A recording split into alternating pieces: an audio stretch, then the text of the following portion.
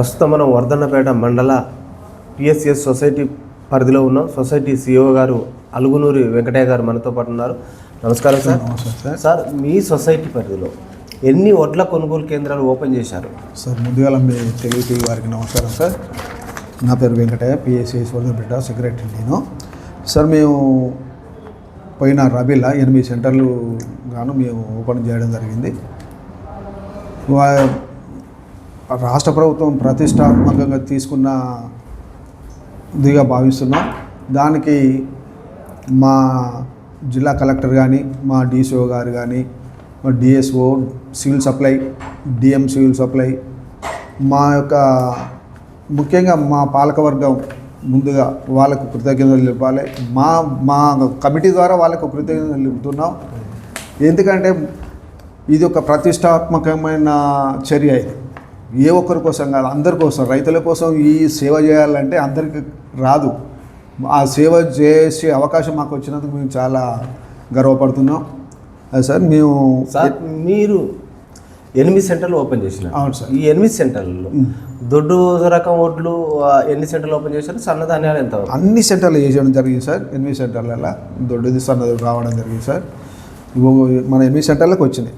దొడ్డు ఉన్నది, సన్నది ఉన్నది సార్. ఈ 8 సెంటర్లలో మీరు కనీస సౌకర్యాలు ఏమేమి కల్పన చేశారు? ఒకటి సార్, మనం వాళ్ళకు ఫస్ట్ పెట్టేది ఒక నీడ, మంచినీరు. అది ప్రతి పక్క సెంటర్లలో పెట్టాలండి. అది ఆ విధంగా మేము సౌకర్యాలు కల్పించడం జరిగింది. వాళ్ళ రైతులకు ఎలాంటి ఇబ్బంది లేకుండా గన్నీసే కానీ, మన ట్రాన్స్పోర్టేషన్లో కానీ ఎలాంటి ఇబ్బంది లేకుండా ట్రాన్స్పోర్టేషన్ వాళ్ళు కూడా మాకు చాలా సహకరించారు. ముఖ్యంగా మా ఏఓ గారు, ఏఓ వాళ్ళు టోకెన్ ద్వారానే మనం ఆల్రెడీ చేయాలి. వాళ్ళు కూడా మాకు అందుబాటులో ఉండి వాళ్ళు సెంటర్లకు వచ్చి రాసేయడం జరిగింది. వాళ్ళ ద్వారానే మేము చేయడం జరిగింది సార్. ఈ రబీ సెంటర్ రబీ సీజన్ కాబట్టి అప్పుడు ఎండాకాలం బాగా విపరీతమైన ఎండలు, దానివల్ల ఎంతోమంది రైతులకు వడదెబ్బ కొట్టడం కూడా జరుగుతుంది. ఓఆర్ఎస్ ప్యాకెట్లు అందుబాటులో ఉంచారు. ఓఆర్ఎస్ ప్యాకెట్లు అందుబాటులో పెట్టారు సార్. మాకు ఇక్కడ హాస్పిటల్ ఉంది, హాస్పిటల్ వాళ్ళు మాకు సప్లై చేయడం జరిగింది, మేము పెట్టడం జరిగింది సార్. రైతులు మా దృష్టికి ప్రధానమైన సమస్య తీసుకొచ్చారు సార్. ఎక్కడైతే కొనుగోలు కేంద్రాలలో హమాలీల కొరత ఉందన్నారు, హమాలీల కొరత ఉంటే లారీల కొరత ఉన్నారు, లారీల కొరత ఉంటే అక్కడ మిల్లర్స్ కూడా సకాలంలో ధాన్యాన్ని దిగుమతి చేసుకోకపోవడం వల్ల రైతులు చాలా రోజుల పాటు ఆ కళ్ళాలలో వెయిట్ చేయడం జరిగింది అంటున్నారు సార్. మాకు ఉన్న హమాలీ అయితే సఫిషియెంట్ హమాలీ అండి. ఒక సెంటర్లో 60 మంది, ఒక సెంటర్లో 40 మంది. అంటే మిగతా సెంటర్లలో కొంచెం పెద్ద సెంటర్లే, వర్ధన్నపేట 60 మంది ఉంటారు. అదే మన డిసి తండ సెంటర్లో 30 మంది, 40 మంది. ఇక మిగతా సెంటర్లలో మాకు ఇక్కడ లేబరు పని చేయలేని పరిస్థితుల్లో వాళ్ళు బీహార్ వాళ్ళు వచ్చి రావడం జరిగిందండి. బీహార్ వాళ్ళు కూడా చేసారు, మాకు వర్క్ చేసారు. లారీలు కూడా లాస్ట్ మూమెంట్లో మిల్లర్స్ ఫస్ట్ యథావిధంగా దించుకోవడం జరిగింది. లాస్ట్ మూమెంట్లో వర్షం పడిన తర్వాత కొంచెం ఇబ్బంది చేయడం జరిగింది. మా సెంటర్కు ఒక 2 సెంటర్లకు, అప్పటి వరకు మా సెంటర్లన్నీ అప్పటి వరకు వెళ్ళిపోయినాయి. లాస్ట్ ఒక 2 సెంటర్లకు ఇబ్బంది, 2 లారీలు. రైతులు మా దృష్టికి ఇంకో సమస్య తీసుకొచ్చారు సార్. అయితే ఏదైతే మా ఏఎంసీ వాళ్ళు, మార్కెటింగ్ కమిటీ వాళ్ళు గైడ్లైన్స్ ప్రకారం, వాళ్ళు ఏదైతే పౌర సరఫరాలు రిలీజ్ చేసిన గైడ్లైన్స్ ప్రకారం తేమ శాతం, తాలు శాతం, మట్టి శాతం అవన్నీ కూడా పారామీటర్స్ పెట్టినాక కూడా ఇక్కడ మిల్లర్లు అవన్నీ తేమ శాతం కానీ పొల్లు శాతం అది ఆ సాకుతోటి ఒక బస్తాకు వచ్చేసి 2-3 కేజీలు కట్ చేయడం జరిగిందని రైతులు ఆవేదన చేస్తున్నారు. మరి అలాంటి సమస్య ఏమన్నా మీ దగ్గర ఉత్పన్నమైందా? ఉందా సార్. ఒకటి ఏంటంటే మేము ఇంతకుముందు కూడా మేము రైతులకు చెప్పడం జరిగింది, పట్టమని చెప్పినాము సార్. వాళ్ళు మాకు ఏఎంసీ ఇళ్ళంద నుంచి కూడా మిషన్స్ ఇవ్వడం జరిగింది, ప్యాడీ క్లీనర్లు ఇవ్వడం జరిగింది. తీసుకొచ్చి ఇక్కడికి మా జేసీ గారు రావడం జరిగింది, మా డిసిఓ గారు. వాళ్ళ సమక్షంలో వాళ్ళు పెట్టి పట్టం లాంటి మేము పట్టమన్నారు. మేము పట్టం అవసరం ఉంటే 42 కిలోలు పెడతాం అంటే వాళ్ళ రాతపూర్వకంగా వాళ్ళే రాసి ఇచ్చిన తర్వాత 42 తోటి పెట్టినాం సార్. వాళ్ళు పట్టలేదు, అటువంటిది అయితే ఏం పట్టలేదు సార్. సార్, మీరు అంటే ఏఎంసీ వాళ్ళు, అగ్రికల్చర్ మార్కెటింగ్ కమిటీ వాళ్ళు మీకు ఆ తేమ యంత్రాలు కానీ, ఎలక్ట్రానిక్ యంత్రాలు కానీ, ప్యాడీ క్లీనర్స్ కానీ, టార్పాలిన్లు కానీ, మీకు ఏదైతే పరికరాలు అవసరమో మీకు సకాలంలో మీ కొనుగోలు కేంద్రాలకు అవి సప్లై చేశారా? చేస్తే అక్కడక్కడ కొన్ని మొరాయించినట్టు మరి ప్రత్యామ్నాయ మార్గాలు ఏమైనా ఏర్పాటు చేశారు? ఒకటి సార్, మాకు సెంటర్లకు ముందుగానే ప్యాడీ క్లీనర్లు ఇచ్చారు, మాకు మన మ్యాచర్ మిషన్లు ఇచ్చారు, కాంటాలు ఇవ్వడం జరిగింది. అటువంటి ఒకవేళ మిస్టేక్ అయితే, ఒకవేళ కాంటాలు మిస్టేక్ అయినట్లయితే మళ్ళీ మా దగ్గరనే ఏమిసి ఉంది వీళ్ళందా అడిగి మళ్ళీ తీసుకోవడం జరిగింది. ఈ రిపేర్ కోసం అది ఇచ్చి ఇంకోటి తీసుకోవడం జరిగింది. సార్ కొనుగోలు కేంద్రాల్లో అమాలి ఛార్జీలు భిన్నంగా వసూలు చేశారని రైతులు అంటున్నారు సార్. ఎంత వసూలు చేశారు? టిక్కీ లెక్కన క్వింటాల్ లెక్క వసూలు చేశారు? క్వింటాల్ సార్, అది ఎంత క్వింటాల్ 50 రూపాయలు సార్. రైతే ఇచ్చుకుంటాడు సార్, మనకు అది ఏం లేదు. మరి తేమ శాతం ఎంత ఉండాలి? అదే రైతు తూకం ఎంత ఇస్తున్నారు? రైతు 17 లోపు ఉండాలి సార్. మాకు 17 పెడితే తెల్లారి వరకు 18, 19 వస్తుంది. ఆ విధంగా కాకుండా మేము 15 వస్తేనే పెట్టినాం. 15 వస్తే తెల్లారి 15 వచ్చినా 16 వచ్చినా 17 వచ్చినా లోపు తీసుకుంటాడు. అదే 17 పెడితే 18, 19 వచ్చిందంటే లారడు అక్కడ ఆపిది సంగతి ఏంటని చెప్పి అంటాడు. అటువంటి విషయం రాకుండా మేము 15 ఉంటే పెట్టినాం. మాకు అటువంటి విషయాలు ఏం ఇబ్బంది రాలే అక్కడ. సార్ మిల్లర్లకు అంటే వాళ్ళు మీరు ఇక్కడ ట్రక్ షీట్ కొట్టిన తర్వాత మళ్ళీ అక్కడ తాలు పోలు అటువంటి విషయం రాలేదు సార్. అది ఉందని కూడా సాకుని మళ్ళీ 2-3 కేజీలు ఎక్స్ట్రా అటువంటి సెంటర్లు మాకు రాలేదు సార్. ఫస్ట్ స్టార్టింగ్లో వెళ్ళిపోయినాం కాబట్టి లాస్ట్ మూమెంట్లో వర్షం పడ్డ తర్వాత వాళ్ళు ఇబ్బంది పెట్టారు, కానీ అంతకుముందు పెట్టలేదు సార్. మాకు అటువంటివి రాలేదు. ఏవో ఆధ్వర్యంలో కార్యదర్శి ఆధ్వర్యంలో టోకెన్ సిస్టమ్ విధానం ప్రవేశపెట్టారా? అదే విధంగా పెట్టింది సార్. వాళ్ళు సెంటర్ ఏవో వాళ్ళు ఆదేశానుసారంగా ఏవోలు వచ్చి సెంటర్లకు వచ్చి రాసేవాడు జరిగింది. వాళ్ళ ద్వారా టోకెన్ మనం పెట్టడం దాన్ని ఫస్ట్ మనం ఆల్రెడీ చెప్పడదని ఫ్లెక్సీ కూడా పెట్టినాం. ఆల్రెడీ టోకెన్ ఉంటేనే మేము కాంట పెట్టడం జరుగుతుంది. అంటే అదేవిధంగా రైతులు కూడా మాకు సహకరించారు, దాని ప్రకారం చేయడం జరిగింది. అక్కడ కొన్ని సెంటర్లో రాజకీయ ఒత్తిళ్లు తలకి ఆలయం ముందు పెట్టడం జరిగింది. అటువంటిది ఏం లేదు సార్. నాకు రాజకీయ జోక్యం అనేది ఇక్కడ అసలు ఇన్వాల్వ్ కాలేదు. వాళ్ళ రాజకీయ నాయకులు అసలు ఇన్వాల్వ్ కాలేదు ఈ సెంటర్లలో, మా సెంటర్లలో. సార్ ఇప్పుడు మీరు 8 కొనుగోలు కేంద్రాలు ఓపెన్ చేశారు సార్. 8 కొనుగోలు కేంద్రాల్లో ఇప్పటి వరకు ధాన్య సేకరణ ఎంత జరిగింది? ధాన్య సేకరణ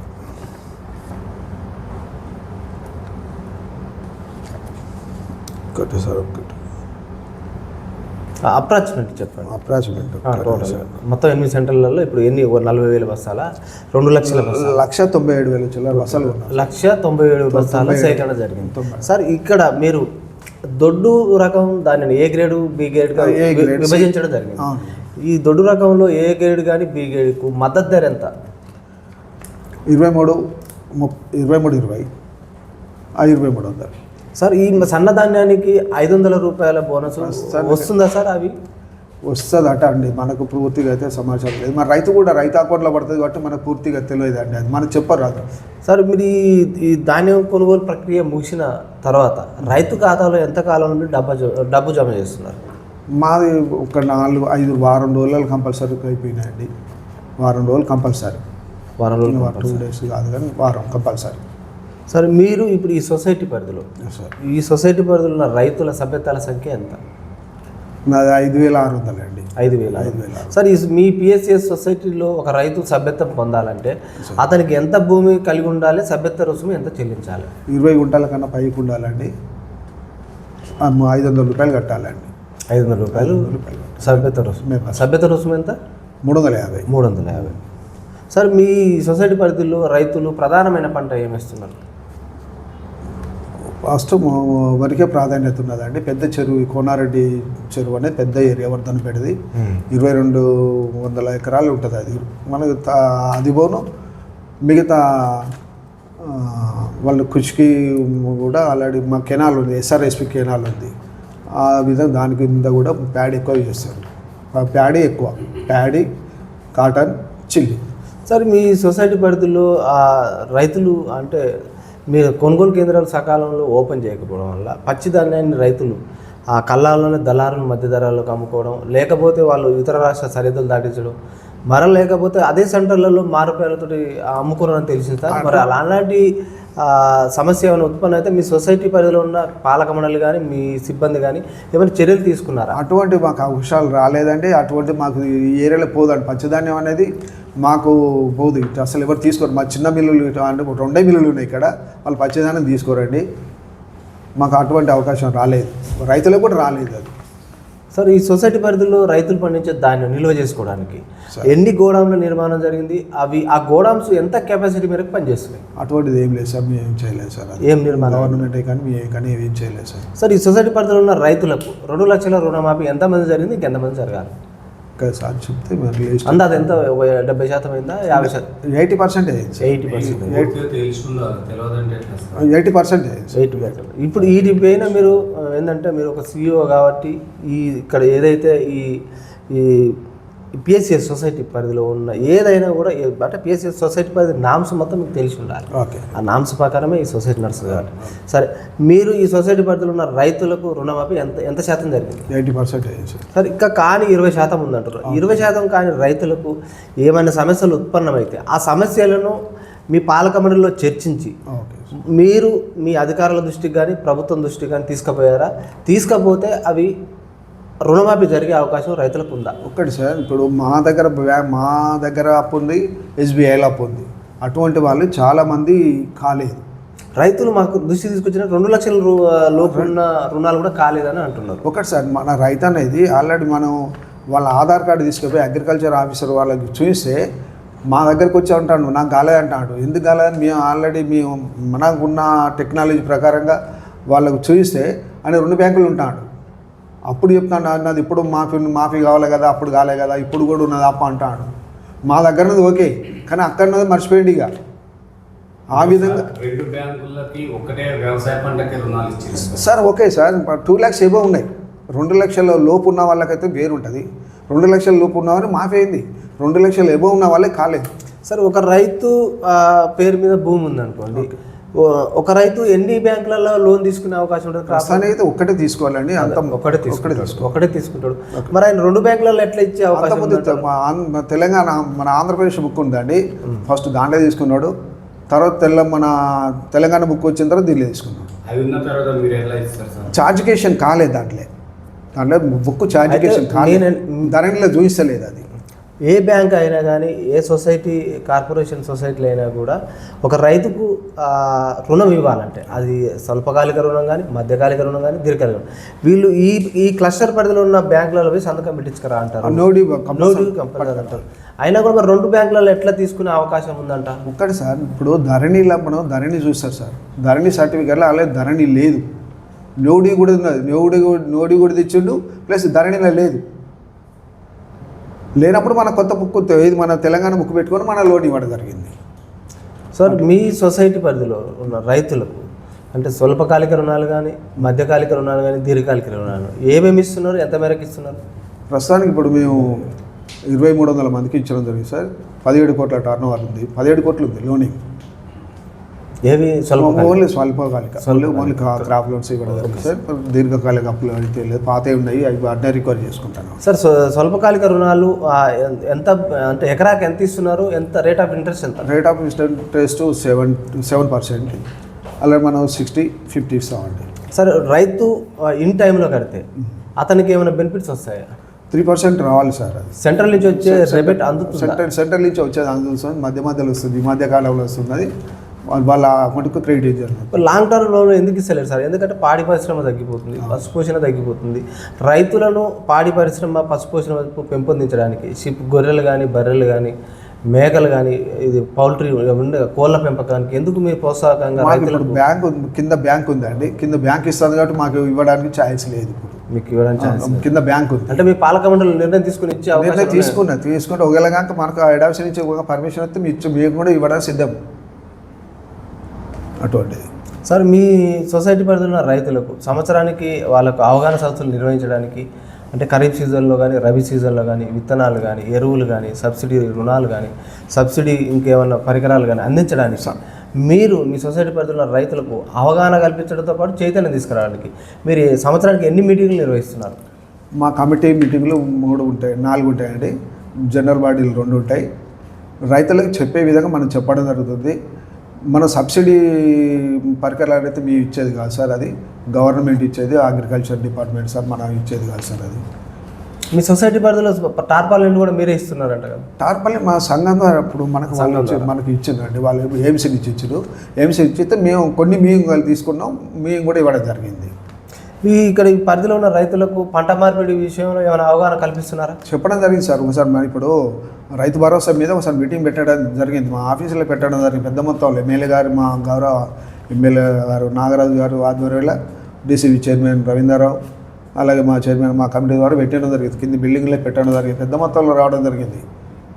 డిఏఓ గారు డిసిఓ గారు వాళ్ళ ఆధ్వర్యంలో పెద్ద మొత్తంలో చెప్పడం జరిగింది. అది వాళ్ళు కూడా చెప్తాం సార్. ఇప్పుడు చెప్పేది వాళ్ళు చెప్పాలి, అగ్రికల్చర్ వాళ్ళు చెప్పాలి, మేము కూడా చెప్పాలి. మా బాధ్యత కూడా ఉన్నది, లేదని కాదు. బాధ్యత అంటే మీ సొసైటీ ఉన్నదే రైతులకు. అవును సార్, మీరు చెప్పాలి కంపల్సరీ. మీ పరపతి సంఘం అంటే రైతుల కోసం ఏర్పడ్డది. అవును, మీరు అంటే మీరు వాళ్ళ కోఆర్డినేషన్ మీరు తీసుకోవాలి. వాళ్ళ కోఆర్డినేషన్ అంటే తీసుకోవాలి. పంట మార్పిడి విషయంలో కానీ కొత్త కొత్త వంగడాలు వస్తుంటే వాటి విషయంలో రైతులకు మెలకలు నేర్పే విషయంలో వారి కోఆర్డినేషన్లో మీరు పూర్తిగా వాళ్ళకి అవగాహన కల్పించాల్సిన బాధ్యత మీ పైన. అవును సార్, చేయడం జరిగింది సార్. సార్ మరి మీరు అంటే ఒకే పంట వేయడం వల్ల భూసారం తగ్గిపోవడం వల్ల పెస్టిసైడ్ ఎక్కువ వాడుతున్నారు. పెస్టిసైడ్ ఎక్కువ వాడడం వల్ల అనారోగ్యాలకు సమస్య వచ్చేస్తుంది. రైతులకు లేనిపోయిన జబ్బులు, కొత్త జబ్బులు వస్తున్నాయి. రైతులను పెస్టిసైడ్ తగ్గించడంతో పాటు కృత్రిమ ఎరువులను పెంపొందించడానికి మీరు అవగాహన సదస్సులు ఏమైనా నిర్వహిస్తున్నారా? ఒకసారి పెట్టడం జరిగింది సార్. అది దాన్ని కూడా రియాక్ట్ అయిన కొంతమంది రియాక్ట్ అయిన కొంతమంది రియాక్ట్ కాలేదు సార్. వాళ్ళు ఆ విధంగా మనం ఇప్పుడు ప్రకృతి వ్యవసాయం చేయాలని కూడా చెప్పినాం. ఇప్పుడు మా డీసీ గారు కూడా మొన్న కూడా రివ్యూ తీసుకున్నారు. ప్రకృతి వ్యవసాయం చేసే వాళ్ళను వాళ్ళ పేర్లు తీసుకోవడం, మనం కూడా వాళ్ళను మోటివేషన్ చేద్దామని చెప్పడం జరిగింది. దాన్ని ముగ్గు చూపుతలేరు సార్ వాళ్ళు. సార్ ఇటీవల అంటే కోత అయిపోయింది, రైతులు వారి యొక్క వ్యవసాయ పంటల కోత దశ అయిపోయిన తర్వాత ఆ కొయ్యకాలకు నిప్పు పెడుతున్నారు. దానివల్ల భూసారం తగ్గిపోవడంతో పాటు ఆ మొక్కకు మేలు చేసే ఆ క్రిమికీటకాలు నశించడం కూడా ఆ పైరు కూడా కొంచెం అంటే బలహీనంగా ఏర్పడుతుంది, వాతావరణ కాలుష్యం ఏర్పడుతుంది. వీటిని అరికట్టడానికి మీరు రైతులకు ఎలాంటి రైతులకు చెప్పండి. మేము మా ద్వారా అగ్రికల్చర్ ఏఓల ద్వారా కూడా చెప్పించడం జరిగింది సార్. ఆల్రెడీ పేపర్ అనౌన్స్ కూడా చేయడం జరిగింది సార్. అది కొంత తగ్గింది సార్, ఈసారి తగ్గింది. అంతకుముందు బాగుండే కాలబెట్టేది, ఇప్పుడు తగ్గింది సార్. మీరు ఈ సొసైటీ పరిధిలో ఉన్న డైరెక్టర్లు కానీ చైర్మన్ కానీ సిబ్బంది కానీ రైతులకు సకాలంలో అందుబాటులో ఉండలేరు, రుణాలు కూడా సరైన టైంలో ఇస్తలేరు, స్వల్పకాలిక రుణాలు అని అంటున్నారు. ఒకటి సార్, రుణాలు అనేది మా ఇండివిజువల్ ఇచ్చేది లోన్ కాదు సార్. మాకు హెడ్ ఆఫీస్ ఉంటుంది సార్. హెడ్ ఆఫీస్ నుంచి మాకు శాంక్షన్ వస్తే శాంక్షన్ ప్రకారం ఇవ్వాలి సార్. వచ్చే నెలలో లోనింగ్ ఉన్నది సార్. అదే అందుబాటులో ఉంటారు, కొంచెం ఇబ్బంది తిప్పుతున్నారు. అది మేము తిరగడం లేదు సార్. కంపల్సరీ మా బ్యాంక్ వాళ్ళు వచ్చిందంటే 1 or 2 daysలో లోనింగ్ అవుతుంది. ఇవాళ వస్తే ఇవాళ వాళ్ళు మన పేపర్స్ ఇస్తే రేపు లేదు ఎల్లుండి లోనింగ్ అవుతుంది, రేపు కూడా అవుతుంది. అటువంటిది ఏముంటుంది. మీ ఎక్కడికి పోవాలి, ఎక్కడి నుంచో రావాలని కాదు. వాళ్ళు ఇవాళ పేపర్స్ ఇస్తే రేపు పొద్దుగాల మార్నింగ్ వాళ్ళ అకౌంట్లోకి క్రెడిట్ అవుతుంది.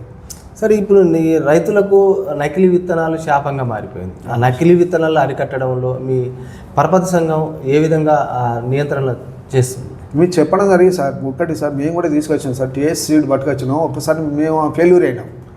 ఆడ ఫెయిల్యూర్ అయిన తర్వాత ఇక మాకు వల్ల కాలేదు సార్. మాకు అగ్రికల్చర్ ఆఫీసర్ గారు ఉండి వాళ్ళు కూడా మాకు సహకరించారు. ఆడ ఫెయిల్ అయితే వాళ్ళ తర్వాత మీ చేతులు ఎత్తేయడం జరిగింది సార్. సార్, ఈ నకిలీ విత్తనాలు అరికట్టడానికి మీ పర్పస్ సంఘానికి పూర్తి అధికారాలు, ఈ అధికారాలతో పాటు మీరు పోలీస్ ప్రొటెక్షన్ కూడా తీసుకునే అవకాశం ఉంటుంది.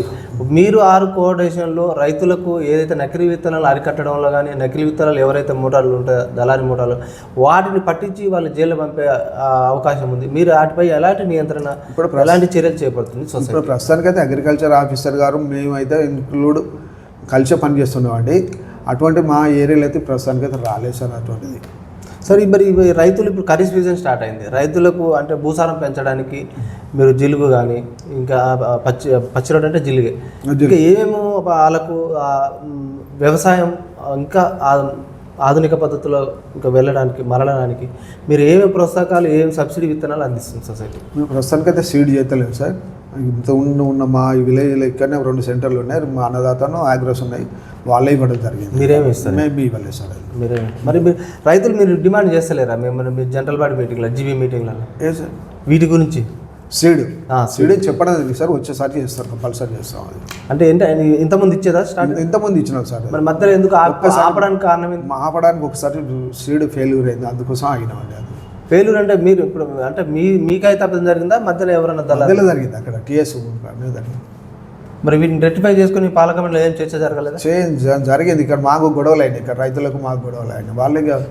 వాళ్ళ రైతు మీద మీ గొడవ చేసేది కాదు కదా సార్. అది సరే, మీకు కేంద్ర ప్రభుత్వ గ్రాంట్ కానీ, రాష్ట్ర ప్రభుత్వాల గ్రాంట్ కానీ, నాబార్డు గ్రాంట్ కానీ మీ సొసైటీకి ఎలా అందుతుంది? మీ సొసైటీ అంటే వ్యయ విషయంలో కానీ, మీకు వచ్చే ఆదాయ విషయంలో కానీ, వ్యయ విషయంలో కానీ ఎంత ముందంజలో ఉంది? ఇప్పుడు మీరు రైతులకు ఎలాంటి వెసులుబాటు సదుపాయాలు కల్పిస్తారు? ఒకటి సార్, ఇప్పుడు మా బిల్డింగ్ నాబార్డు ద్వారా అన్నారు మీరు. నాబార్డు ద్వారా మీ ఒక బిల్డింగ్ కట్టుకోవడం జరిగింది 60 లక్షలతోటి. 60 లక్షలు వాళ్ళకు మా 1,30,40,00,000 రూపాయలు అయింది. ఇది 60 లక్షలు వాళ్ళు ఇచ్చింది. దాని ప్రకారం ఈ బిల్డింగ్ కట్టుకోవడం జరిగింది. మరి కేంద్రం రాష్ట్ర ప్రభుత్వాలు కంటూ నాబార్డు కంటూ మీకు సపోర్ట్ లేదా? నాబార్డు వాళ్ళు ఇచ్చింది మాకు. నాబార్డు మీకు అంటే ప్రోత్సాహకాలు ఉన్నాయి? ప్రోత్సాహం. సార్ ఇటీవల కేంద్ర ప్రభుత్వం 2020లో అంటే అన్ని రాష్ట్రాలకు లేఖలు రాసింది. ఏమని దాని ఉద్దేశం అంటే FPOలు అంటే ఫార్మర్ ప్రొడక్షన్ ఆర్గనైజేషన్ స్థాపించాలి. ఇటీవల కూడా 311 పై ఆ ఫార్మర్ ఆర్గనైజేషన్ సొసైటీల స్థాపనకు గ్రీన్ సిగ్నల్ ఇచ్చింది.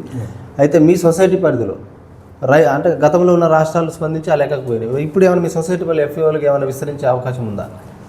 మనం చేయాలి. మాకు పర్మిషన్ మీకు ఏం రాలేదు? మాకు రాలేదు సార్. మీ సొసైటీ పరిధిలో అంటే రైతులకు మీరు ఖరీఫ్ సీజన్లో రబీ సీజన్లో ఇచ్చే విత్తనాలు కానీ ఎరువులు కానీ రుణాలు కానీ ఎలా అందిస్తున్నారు? వారికి మీరు ఎలాంటి ప్రోత్సాహకాలు కల్పిస్తుంది? మేము ఫెర్టిలైజర్ తీసుకొస్తున్నాం సార్. ప్రతి ఒక్క ఫెర్టిలైజర్ మా దగ్గర దొరుకుతుంది. కంపల్సరీ మేము రైతులకు యూజ్ చేస్తాం. సార్ మీకు ఇటీవల అంటే ప్రభుత్వం 44 జీవో విడుదల చేసింది సార్. ఆ 44 జీవో ప్రకారం ఏంటంటే మీకు సహకార సిబ్బందికి జీతభత్యాలు సకాలంలో అందుతున్నాయండి. అదే 44 జీవో ఒకటి సార్, మా గవర్నమెంట్ ఇచ్చేదైతే ఏం లేదు సార్. మా సంఘం ద్వారా ఉన్న నిధులనే మాకు ఇస్తున్నారు. గవర్నమెంట్ నుంచి మాకు ఇచ్చేది ఏం లేదు, వాళ్ళు ఇవ్వడం లేదు. సంఘాలు బలోపేతంగా లేని సంఘాలకు ఫస్ట్ 100 ఇవ్వాలి, తర్వాత 50 ఇవ్వాలి, తర్వాత ఫస్ట్ 100 ఇవ్వాలి, 75% ఇవ్వాలి, తర్వాత 50 ఇవ్వాలి. అటువంటి కాకుండా ఇప్పుడు మా ప్యాడీ కమిషన్ ఉంటుంది. మా ప్యాడీ కమిషన్ నుంచి మా సాలరీస్ ఇస్తారు. సార్ ఇటీవల రాష్ట్ర సహకార సొసైటీతో పాటు రాష్ట్ర వ్యవసాయ కమిషనర్ గారు 44 జీవో ప్రకారం 44 జీవో విడుదల చేశారు సార్. దాని ఉద్దేశం ఏంటంటే ఎక్కడైతే CEOలు ఉన్నారో అక్కడ సొసైటీలను ఆర్థికంగా నష్టపరచడం, వారిని అక్కడ అవినీతికి పాల్పడరు, ఇంకోటి వేళ్ల తరబడి అక్కడే తిష్టవేసి ఉన్నారు, ఒకే ప్రాంతంలో వాళ్ళ అవినీతికి ఆస్కారం ఉంది, కొన్ని సొసైటీలు నష్టపరిచారనే ఉద్దేశంతో బదిలీలు చేపట్టాలని ప్రతిపాదించింది సార్ ఆ జీవో. మరి ఆ బదిలీలను మీరు స్వాగతిస్తున్నారు ఒక CEOగా? బదిలీలకు కంపల్సరీ స్వాగతించాలి సార్. గవర్నమెంట్ నిర్ణయం అది పక్కా చేయాలి. మా శాలరీస్ ఎట్టి పరిస్థితుల్లో బ్యాంకు నుండి ఇస్తే మేము ఎక్కడైనా పోవచ్చు.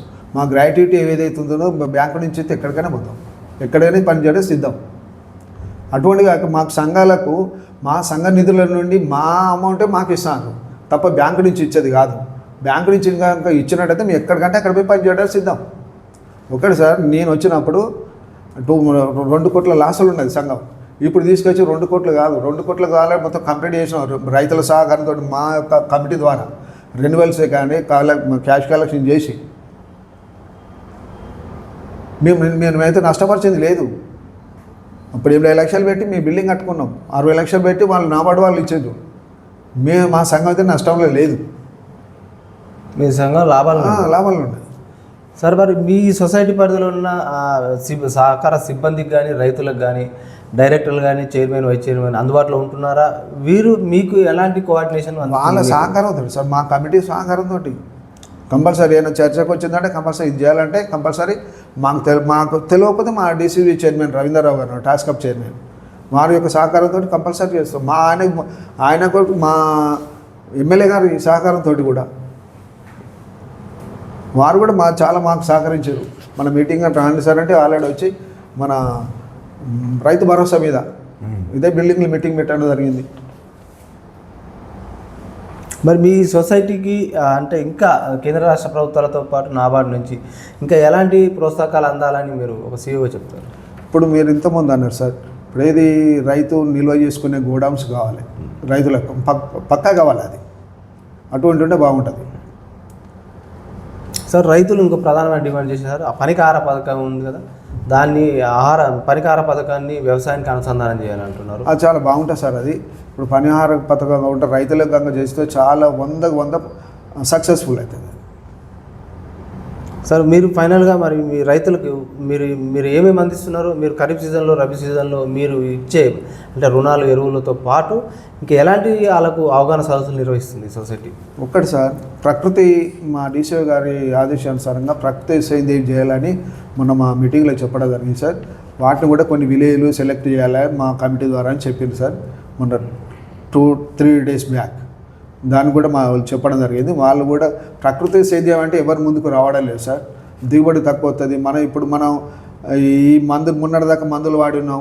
ఇప్పుడు ఈ ప్రకృతి సేద్యం అంటే ఆవు పేడ, పుట్టమాను ఇవి అని ఎత్తే అది ఏమవుతుంది, మాకు దిగుబడి రాదని వాళ్ళ ఆలోచన సార్. దాన్ని కూడా అవగాహన కల్పించి రైతు మన ఇప్పుడు ఏవో గారు సహకారం తీసుకొని మేము చేయడం జరుగుతుంది సార్ అది. సార్ ప్రకృతి వైపరీత్యాల వల్ల రైతులు ఎంతోమంది ఆర్థికంగా నష్టపోతున్నారు, అప్పుల పాలైపోయి ఆర్థికంగా కుదిలిపోయి కూడా ఆత్మహత్యలు చేసుకునే పరిస్థితి ఉంది.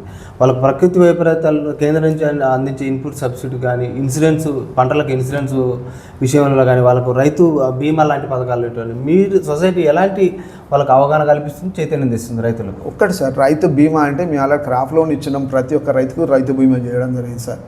వాళ్ళ దురదృష్టవశాత్తు రైతు ఏమన్నా అనుకునే వీధుల్లో మన యాక్సిడెంటల్గా చనిపోతే మాత్రం 2 lakhs ఇచ్చే అవకాశం ఉన్నది సార్. దానికి మేము మా DCB బ్యాంకు ద్వారానే లోన్ ఇచ్చే ద్వారానే ఆల్రెడీ వాళ్ళకి చేయడం జరిగింది. 300 రూపాయలను ఇది చేయడం జరిగింది సార్. ఓకే సార్, ఫైనల్గా మీరు రైతులకు ఏం చెప్తారు? రైతులకు ప్రకృతి సేద్యం చేయాలనేదే ముఖ్యం సార్. మా ఏవో గారితో మా కమిటీ ద్వారా ఒకసారి మీటింగ్ పెట్టి కంపల్సరీ చేస్తాం సార్. అది ఫస్ట్ మేము ఒక్కటి ఏంటంటే 1 విలేజ్ 2 విలేజ్ తీసుకుంటాం సార్. మొత్తానికి చేయలేము, అది వాళ్ళ ఒక సహకారంతో చేయాలి సార్. ఇటీవల సీఎం గారు రైతులందరికీ కూడా పెసర, కంది ఇట్లా పంట మార్పిడి విషయంలో వేసుకోవాలని చెప్తున్నారు సార్. రైతులు ఎవరు కూడా ముందుకు రావట్లేదు. ఎక్కడ లోపం జరుగుతుందంటారు? ఒక్కటి సార్, రైతు అంటే ఇప్పుడు మాకున్నాయి, ఇప్పుడు ఈ ఏరియా మొత్తం టోటల్ కెనాల్ సార్. కెనాల్ వాళ్ళు 5 HP మీటర్ పెట్టి కొడతాడు. ఈ దాని దిగుబడి తక్కువ వస్తుంది సార్. పంట ఇప్పుడు పెసర ఇప్పుడు ఏంది కంది ఉండదు, తక్కువ వస్తుంది, తక్కువ దిగుబడి వస్తుంది, రేటు కూడా తక్కువనే ఉంటుంది. 4 నెలలు కావాలి, అది 4 నెలలు పంట కావాలంటే తక్కువ దిగుబడి వస్తుంది. దానికోసం ఇప్పుడు వరి పెట్టుకుంటాడు, ఇప్పుడు పత్తి పెడతాడు, ఇప్పుడు వానకాలం పత్తి పెడతాడు, 1 2 క్రాప్స్ తీస్తాడు, లేదు 3 తీస్తాడు, లాస్ట్కు ఊడబెక్తాడు, మళ్ళీ పంట ఎత్తాడు. 4 నెలలు పోతుంది సార్ కాలువ, అది SRSP కాలువ. వాళ్ళు 5 HP మోటార్ పెట్టి 100 పైపులు పెట్టి కొడుతున్నాడు రైతు. సార్ ఇంకోటి, రైతులు బాగా ఇబ్బంది పడుతున్న విషయం సార్ ఇది. ఎక్కడ కూడా కోతుల పెడితే బాగా ఉందంటున్నారు సార్. వేరే పంటలు వేసుకోవడానికి కూడా ఆస్కారం లేదంటున్నారు. మాకు చాలాసార్లు ఇక్కడున్న రైతులే మా దృష్టి తీసుకురావడం జరిగింది. గత ప్రభుత్వాలు కూడా విఫలమైనవి సార్. మరి మీరు ప్రభుత్వం దృష్టికి ఏం తీసుకెళ్తారు? ఒక్కటి సార్, కోతల దాని గురించి చెప్పాలంటే చాలా వర్ణాతీనం సార్. అది దాన్ని చెప్పలేము కదా, అది కోతి గురించి ఏం చెప్తాం సార్. పంట అది మనం ఇప్పుడు నా దాంట్లో ఏం లేవు అని అనుకొని ఇంటికి వచ్చిపోయారు, కొంత కంప్లీట్ చేసిపోతాను సార్. దాని గురించి ఏం చెప్తాం సార్? దాన్ని వరి పొట్ట ఉన్నప్పుడు మొత్తం ఎక్కడెక్కడ చీల్చేస్తాయి. అంటే మా ఉద్దేశం ఏంటంటే, సార్ అడిగిన ప్రశ్న, మీ పాలక మండలిలో డైరెక్టర్లు, చైర్మన్లు ఏమైనా డిసిషన్ రైతుల పక్షాన తీసుకొని ఏమన్నా గవర్నమెంట్కి ఏమన్నా ప్రపోజల్ పెట్టారా? అంటే కోతుల నియంత్రణ ఎట్లా చేయాలి? ఫారెస్ట్ వాళ్ళతో ఏమైనా కోఆర్డినేషన్ చేసి వాళ్ళు తీసుకుపోయే విధంగా, లేకపోతే కుటుంబ నియంత్రణ ఏమైనా చేపట్టే అవకాశాలు, వాటి గురించి మేము పాలక తీర్మానం చేయమని రైతులు డిమాండ్ చేస్తాం సార్. ఒక్కటి సార్, అటువంటి గానికి అవకాశం వస్తే మాకు గానికి అవకాశం అయితే మీకు కంపల్సరీ చేస్తాం సార్. మా దాని విధంగా ఏమైనా సహకారాలు కూడా అందించడం సిద్ధంగా ఉన్నాం సార్. అంటే సార్ ఇప్పుడు చైర్మన్ అనే వ్యక్తి రాజకీయానికి సంబంధించి, అవును సార్, మీరంటే ప్రభుత్వానికి సంబంధించి, మీరందరూ ఒక కాడ సమావేశం అయినప్పుడు ఈ విషయాన్ని చైర్మన్ గారి దృష్టి తీసుకెళ్తే ఆయన ప్రభుత్వం దృష్టికి తీసుకెళ్తారు. అట్లాంటిది దీనిపైన అట్లాంటి చర్చలు పెట్టారు? అటువంటిది ఏం చేయలేదు సార్. మేము పక్క ఇప్పుడు కంపల్సరీ చేస్తాం సార్. ఇప్పుడు అంటే రాష్ట్రంలో ఉన్న సహకార సొసైటీలు అన్నీ కూడా చేస్తున్నాయి. రాష్ట్రంలో దాదాపు 909 సహకార సొసైటీలు ఉన్నాయి సార్. ఈ సొసైటీలలో అంటే వాళ్ళు తీర్మానం చేసి ప్రభుత్వానికి పంపిస్తారు. మేము కూడా చేస్తాం సార్, కంపల్సరీ మేము చేస్తాం సార్. ఇంకొకటి, రైతు అనే వ్యక్తికి ఇప్పుడు ప్రభుత్వ ఉద్యోగికి ఎట్లా హెల్త్ కార్డు ఉంటుంది సార్. రాజకీయ నాయకులు కూడా ఒక లిమిట్ ఉంటుంది, కానీ రైతుకు కూడా హెల్త్ కార్డు కావాలని ఆశిస్తున్నారు సార్. దీన్ని కూడా చర్చించే అవకాశాలు ఏమైనా ఉన్నాయా? ఉంటాయి సార్, కంపల్సరీ సార్. ఇప్పుడు రైతు హెల్త్ కార్డు ఒక్కటి సార్. ఇప్పుడు మేము ఆల్రెడీ లోన్ ఇచ్చిన మెంబర్కు సపోజ్ ఆయనకి ఎకరా ఉన్నది సార్, ఆయన 40,000, 50,000, 60,000 ఇచ్చినాం. అతను కంపల్సరీ మేము ఆల్రెడీ ఇన్సూరెన్స్ చేస్తాను. ఆయన దురదృష్టవశాత్తు ఏమన్నా కరెంట్ షాక్ కానీ పాము యాక్సిడెంటల్గా మాత్రం చేస్తాం, మాత్రం 2 lakhs ఉంటుంది సార్. అది అన్నాం. రైతు తెలియదు, అది మీకు చెప్తాను ఆల్రెడీ. మీ ఇన్సూరెన్స్ అని మన డబ్బులు కట్టి ఎంత 20 రూపాయలు, 350 రూపాయలు చిల్లర కడతా. మీకు గైడ్లైన్స్ ఉంటుంది కాబట్టి పైనుంచి మనం చెప్పాలి. రైతు తెలియకుండా తెలియదు. రైతు తెలియకపోయినా చెప్తాను ఆల్రెడీ. మేము ఏమంటాడంటే కట్టం పోంటాడు, మేము కట్టం అంటాడు. ఆల్రెడీ ఆ అకౌంట్ పడు వాళ్ళ అకౌంట్ క్రెడిట్ అయిన తర్వాత వాళ్ళు మీ ఫామ్ రాసిస్తే ఆల్రెడీ అదే. సార్ రైతు వారోత్సవాలను కూడా జాతీయ అంటే రాష్ట్ర పండుగ గుర్తించాలని చెప్పేసి వాళ్ళు అంటున్నారు సార్. దీనిపైన మీరు చైర్మన్ గారి దృష్టికి, ప్రభుత్వం దృష్టికి తీసుకెళ్తారు? మేము తీసుకుపోయినాం సార్, దాన్ని తీసుకుపోతున్నాం కానీ ఇప్పుడు కాలేదు సార్. ఇప్పుడు అది కంపల్సరీగా అయ్యే అవకాశాలు ఉంటాయి. అది మెయిన్గా సార్ రైతు అంటే కీలకమైన. అవును సార్, రైతు చేయాలి సార్. అది సార్ రైతుకు ఏదైనా ఇన్సూరెన్స్ ఏమన్నా, బోనస్ ఇన్సూరెన్స్ ఏమన్నా ఉందా సార్ చనిపోతే? అదే సార్ ఇప్పుడు ఇంతకుముందు చెప్పింది సార్ మీకు. ఇంతకుముందు అది అంటే ప్రభుత్వం రైతు బీమా పథకాన్ని తీసుకొచ్చింది. అట్లా రైతు బీమా కాదు సార్, రైతు బీమా వేరు సార్. రైతు బీమా అంటే భూమి ఉన్న అతనికి రైతు బీమా వేరు, పాస్బుక్ ఉన్న అతనికి 5 లక్షల బీమా వేరు. ఇప్పుడు ఆ ప్రభుత్వం అది. ఇప్పుడు రైతు మీ క్రాప్ లోన్ ఇచ్చిన రైతుకు ఆయన బీమా చేస్తాను. అది యాక్సిడెంటల్ బీమా, యాక్సిడెంటల్ గ్రూప్, యాక్సిడెంటల్గా అయితే కంపల్సరీ మనం చేయడం జరుగుతుంది. సార్ రైతుకు సెలవు దినంగా ఏ రోజు ప్రకటించాలి? వాళ్ళు సెలవు కోరుకుంటారు, వాళ్ళకి రోజు సెలవు అని మనం అనుకుంటాం కానీ వాళ్ళకి సెలవు లేని రోజులు ఉంటాయి సార్. ఇట్లాంటివి కూడా రైతులు ఆశిస్తున్నారు. వీటి కోసం మీరు ప్రభుత్వం దృష్టికి తీసుకెళ్ళాలి? అటువంటి చేయలేదు సార్, మన దృష్టికి రాలేదు. రైతు సెలవు తీసుకుంటే అసలు మన కడుపు నిండా సార్. రైతు అనేట గవర్నమెంట్ ఉద్యోగాలు. అవును సార్, అదే సార్. రైతు అంటే రైతు అసలు దేవునితో సమానం సార్. రైతు ఆయన లేకపోతే అసలు మనం అసలు అన్నం తింటామా, మనం ఏం తింటాం మనకు తెలియదు సార్. ఇంకోటి రైతు పిల్లలకి ప్రభుత్వ పాఠశాల కానీ హాస్పిటల్, గవర్నమెంట్ హాస్పిటల్, గవర్నమెంట్ స్కూళ్ళల్లో ఫ్రీ ఉచిత విద్య, ఉచిత వైద్యం కావాలంటున్నారు సార్. ఇది సాధ్యమవుతుంది? చేయాలి సార్. ఇప్పుడు మన కోసం చేసినప్పుడు మనం కూడా ఆయన కోసం చేయాలి కదా సార్. కంపల్సరీ చేయాలి. దానికి కూడా చేయాలని మేము అనడం కాదు. అవును సార్, దాని ప్రభుత్వాల దృష్టి తీసుకుపోవాలంటే కంపల్సరీ మేము చేస్తాం సార్. దానికి ఒక తీర్మానం కూడా చేసుకుంటాం, చేసి పంపిస్తాం. మా హెడ్ ఆఫీస్ పంపిస్తాం, మా డీసీ ప్రోగ్రామ్ పంపిస్తాం. పంపించండి వాళ్ళు అఫీషియల్గా వాళ్ళు గవర్నమెంట్కి తెలియపరచడానికి కూడా ఆస్కారం ఉంటుంది. సార్ ఈ యువత అంటే నిరుద్యోగ యువత మొత్తం కూడా వ్యవసాయం వైపుకు మళ్ళాలంటే వాళ్ళకి ఎలాంటి వసతులు కల్పించాలి ప్రభుత్వాలు? ఒక్కటి సార్, యువత అంటే ఇప్పుడు యువత కొంచెం ఇబ్బంది సార్. ఆయన చేయాలని ఇంట్రెస్ట్ ఉండాలి సార్. అంటే మీరు అంటే ప్రభుత్వం అంటే మీ సహకార పరపతి సొసైటీ నుంచి యువ రైతులకు ఏమైనా ప్రోత్సాహకాలు ఉందా ఈ సొసైటీ పరిధిలో? సొసైటీ పరిధిలో అయితే ప్రస్తుతానికి అయితే అటువంటి అయితే రాలేదు సార్. ఏమైనా తీసుకునే అవకాశాలు ఉన్నాయి ముందు? వాళ్ళ ప్రభుత్వ నిర్ణయానుసారంగా మనం చేయాలంటే మనం చేయగలుగుతాం సార్. మన ఇండివిజువల్గా మాత్రం ఉంటే చేయలేము sir. Okay sir, thank you sir. చూస్తూనే ఉండండి మీ తెలుగు టీవీ.